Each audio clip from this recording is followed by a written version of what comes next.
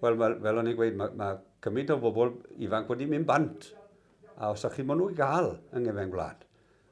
Cymaint sydd yn sefyll yng Ngefn Gwlad, maen nhw i gyd, mwy na thebyg i wneud gyda byd amaethyddiaeth. Ac adeiladu ac ati gymaint sydd yn mynd ymlaen o adeiladu yng Ngefn Gwlad nawr. A bywyd pentre, ynddo fe, chi'n bod. Mae'r ysgolion ni wedi colli, mae'r capeli wedi mynd, mae'r siopau wedi mynd, mae'r swyddfa bost wedi mynd. Dyw pobl ddim yn cwrdd wedyn ni fel o'n nhw, fe.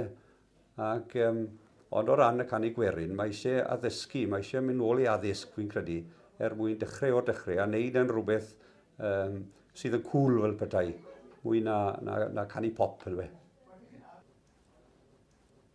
Wel na, fel fe Galwyd gweud, mae rhaid i ni ddechrau rhywle. Wel, fi'n meddwl na beth gorau, fel fe ni gweud y blaen, oedd i gael, wneud rhyw drefen bod ambell i noson yn cael ei chynnal, fath mae'r cymdeithasau yma i gael, yn bob ardal, dod â rhyw athro bach a gweud rhyw noson arbennig a cael dipyn o gyfeiliant neu canu gwerin a fel bod e'n rhywbeth i sbardino rai fenc. Sa'n ni'n meddwl. Mar ni yw nhw.